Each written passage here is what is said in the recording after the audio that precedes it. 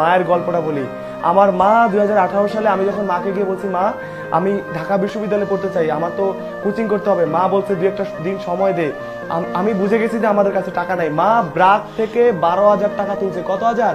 ব্রাক থেকে কিস্তিতে 12,000 টাকা তুইলা আমার ভাইয়ের হাতে দিছে। আমার যেদিন প্র্যাকটিক্যাল পরীক্ষা শেষ এসেছি, আমার ভাই আমার ট্রাঙ্কটা নিছিল হাতে ধরে, বলছে নাবিল কুমিল্লা চল। আমি বলছি ভাই কুমিল্লা কেন?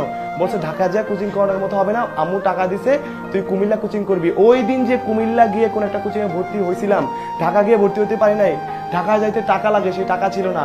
আম্মু যে 12,000 টাকা দিচ্ছে সেইখান থেকে প্রথম মাসের খরচ আর কোচিং এ দিছিলাম 7,000 টাকা। ঠিক আছে, এই টাকা দিয়ে ভর্তি হয়েছি। তারপর আমি ভাবছিলাম টিউশন করে কি করব, কোচিং চালাবো। আমার রেজাল্টগুলো যখন ভালো হয় কোচিং এ, তখন আমার ভাই আমাকে টিউশন করতে দেয় নাই, নিজে টিউশন করে, নিজে রান্না করে, নিজে আমার কাপড় ধুয়ে দিছে আমার বড় ভাই। বুঝতে পারতেছো, টাকার কারণে ঢাকা এসে কোচিং করতে পারি নাই, কোনো বড় ভাইয়াদের আপুদের হেল্প পাই নাই, কোর্সে ভর্তি হতে পারি নাই। তোমরা যারা মনে করতেছো তোমাদের কি ভাই টাকা নাই, আমাদের চান্স হবে না, অন্যরা আগায় গেছে, নেভার। এই চিন্তা থেকে বেরিয়ে আসো। তোমার যতটুকু সম্ভব আজকে ঠিক যেইখানে আছো এইখান থেকে তোমার উঁচুতে উঠতে হবে। তোমাকে কেউ জীবনে উঁচু উঠাই দিবে না। কে দিতে পারে? একটু সাহায্য করলে তোমার মা করবে, একটু দোয়া করলে তোমার মা করবে, একটু দোয়া করলে তোমার বাবা করবে। এই ছাড়া দুনিয়ায় কেউ আপন না। বুঝতে পারতেছো? তো ঢাকায় এসে কোচিং করতে পারি নাই, টাকার কারণে কোচিং করতে পারি নাই। শুধু এই লাইভে আপনাদের ক্লাস করব।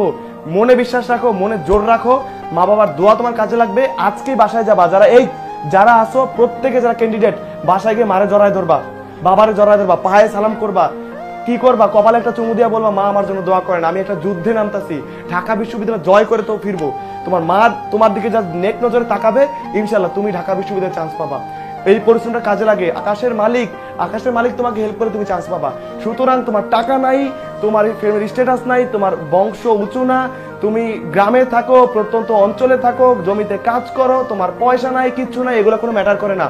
আমি নিজে, আমার মা ব্রাক থেকে টাকা তুলে আমাকে দিছিল, সেই টাকা দিয়ে কোচিং করে আমি চান্স পাইছি। বুঝা গেছে? এতটুকুই সম্বল ছিল। আজকে বড় স্বপ্ন দেখি, মায়ের দোয়ায় বড় স্বপ্ন দেখি। মনে করি যে ওই যে মা কষ্ট করে টাকাগুলো দিছে, ওই টাকা কখনোই আল্লাহ বিফলে নেবে না। কোনো কাজ করার আগে চিন্তা করি যে মা আছে পিছনে, ঠিক আছে, মা আছে পিছনে, মা হেল্প করবে, ভাই আছে।